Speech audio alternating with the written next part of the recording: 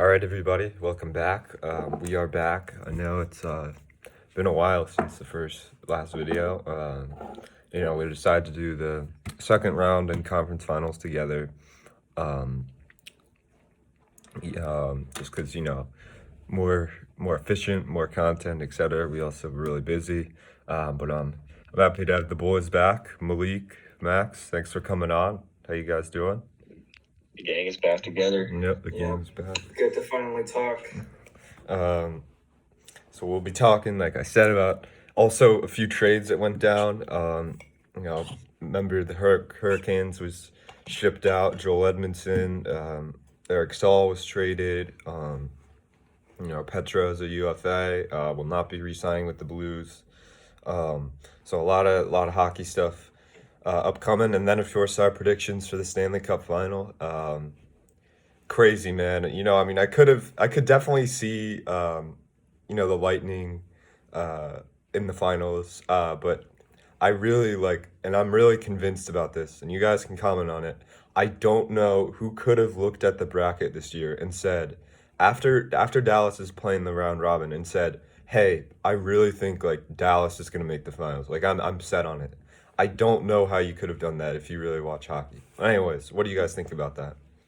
Yeah, I had them losing to Calgary in the first round. Yep, we all did. But I feel like Dallas is kind of kind of similar to St. Louis from last year, because everyone talked about with St. Louis last year how they won the offseason, quote unquote, and they come out of the gate and they're slow out of the gate and group's not meshing well. Then finally things start clicking, and they get some hot goaltending, and then those trades, those pieces they brought in during the offseason, everyone's like, yeah, it was genius, it was great. And then Dallas, they bring in a couple guys, Pavelski and Perry, most notably. And definitely at the start of the season, they were pretty slow out the gate, kind of up and down throughout the year. And finally, all those pieces are just meshing now, and those offseason moves are really starting to pay dividends. Yeah, I agree with that. Not only that, I think it's just sort of time and place thing. You know what I mean? Some guys just that rookie Kvaranka. It just comes in here and it's just tearing it up. You get help also from Hudobin. He's played really well. Who would have expected that? Because I don't know. Max, would you say this was part of the reason you picked Calgary to win? Was that Hudobin wasn't playing. I don't think they had Sagan. I think Sagan was out for a couple of games. The funny thing also is Sagan, I think Ben's had a decent playoffs, but Sagan hasn't done anything really. He only has 8 points. I think, haven't they all been performing pretty well? That's what I've he hasn't been scoring goals, Sagan. Yeah, but he hasn't been scoring goals. Yeah, he's been setting up. He's been contributing as expected. I feel just not scoring himself, but I feel Sagan's been playing well. The reason I picked Calgary over Dallas was it literally had nothing to do with Dallas. I thought it was kind of a tough thing to call. It was more about Calgary and their performance in the play-ins against Winnipeg, because I was expecting Winnipeg to win that. I didn't really have confidence in Calgary's game. Even going to the playoffs because of their history and stuff, how they performed in past years in the playoffs. But in their playing series against Winnipeg, they just seemed to kind of have it all together. Winnipeg, I felt, was a really solid team. They got unlucky with injuries, but honestly they played a really good game in that series against Winnipeg, and And for the most part, even against Dallas, they played pretty well until they choked. They literally choked it. They threw 3 games away by blowing leads or something. And, it's kind of what I should have seen coming from Calgary. But it was not even a knock against Dallas. I just for some reason I felt confident in Calgary. It had nothing to do with Dallas. But the whole way through, looking back at that series, because it was kind of we watched that. We were looking at that series all right, someone has to win this series. Yeah, we didn't really have confidence in either of the teams. I just picked Calgary because they looked better before the playoffs. And I saw consistency from Talbot. I thought Talbot was playing well. But Also, Kachuk like being out like at near the end of that series also hurt Calgary. Like he's a game changer, whether you like it or not, whether you like him or hate him. He has a major impact in the game, and him being out for Calgary, you know, if he was in, things might have been different. Like two of those games, like when Calgary like had the lead in the series at the start, the two games that they blew, like those are like 1-goal games and stuff. And Kachuk has like that factor like that can change the game just by having his presence felt there. And it was definitely something that Calgary was missing. And who knows like how this playoffs would have went if Kachuk was like still in. But he wasn't. Dallas put it all together. They showed some grit in the face of adversity, and they pulled through in that round. And it's been, it's been a combination of Dallas playing up to their potential, doing things that like we didn't see like earlier in the season. Like they've just been awful on offense, and it all of a sudden started clicking.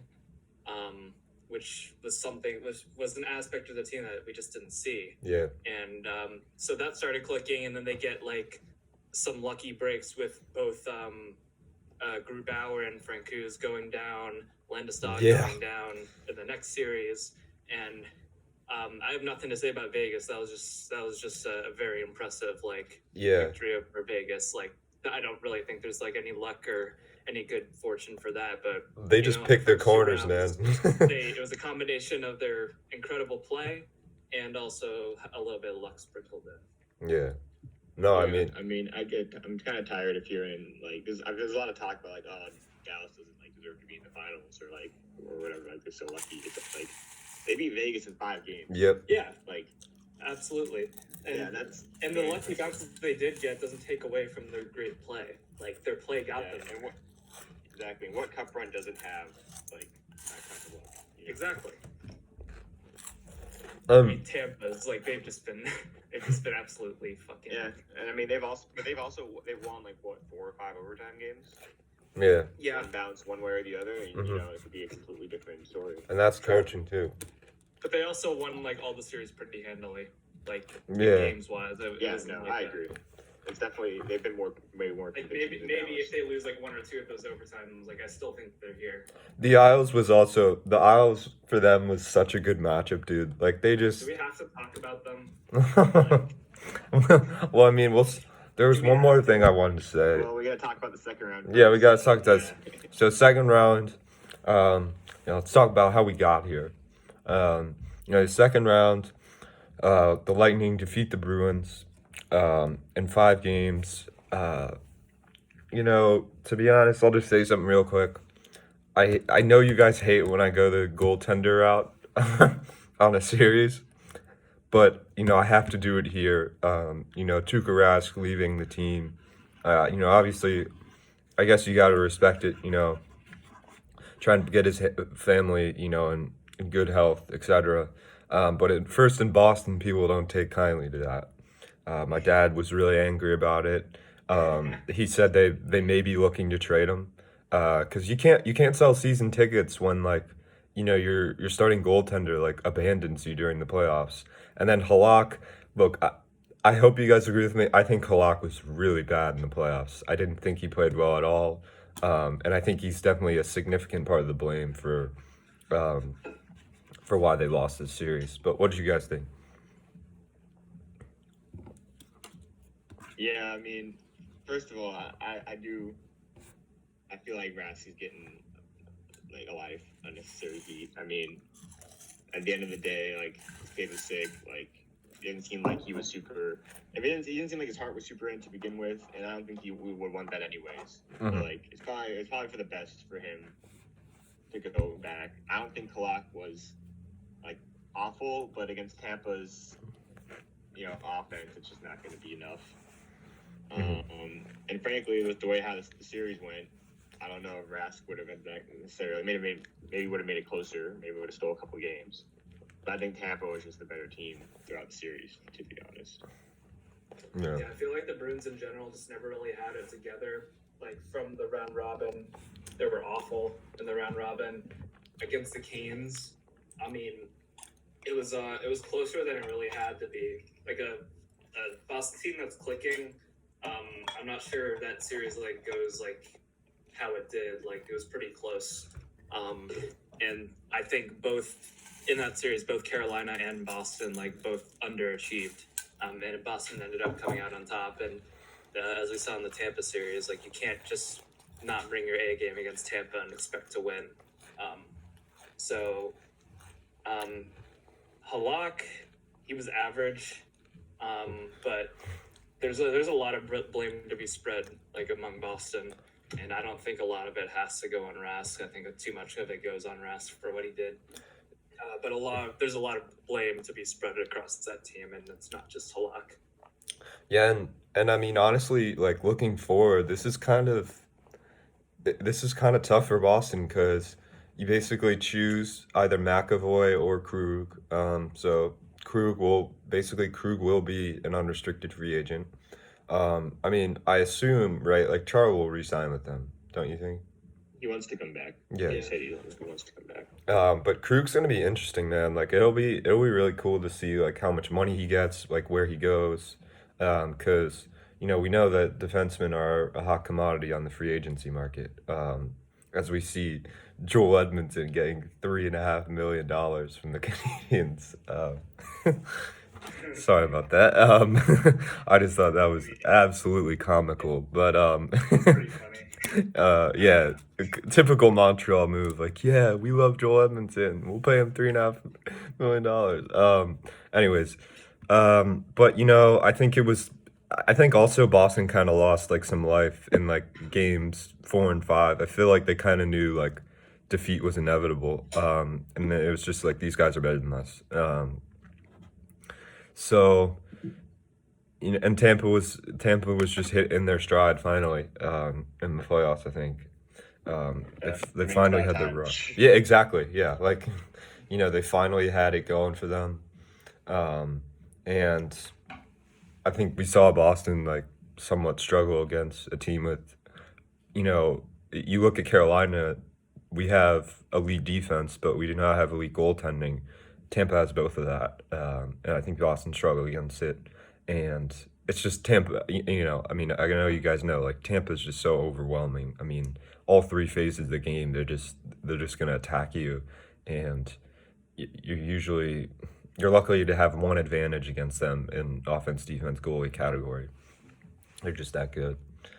No Stamkos as well. Yeah, is he gonna be back for the finals? Seems unlikely. Yeah, He's been out for a long time. Yeah. Just to watch him like appear like in the third period of Game 7 and just They'll find. I wouldn't And surprise he if they scores find a 19. way. He'll be hopped up on something, but Yeah. I'm sure they'll try do some like voodoo healing magic or whatever. But there's I think it's there's a really funny like comment on my like post like for my video. I hope. and it was Stamkos. Like someone made like a script or something, and it was like Stamkos is like, "Forgive me, core muscles, for I must go all out just this once." Yeah, I won't mention the Stamkos meme. I know I've said it like 400 times. The one where it's like, and it was like on NHL discussion. It was like, Steven Stamkos will be out for like the entirety of the playoffs, and then one Lightning fan commented, "Doesn't matter. He's never present in the playoffs anyways," which isn't true at all. I hate that he gets that like stigma, but Tampa takes the series against Boston pretty handily. Moving to the Islanders Philly, me and Malik, we got it. 7 games Islanders, we called it.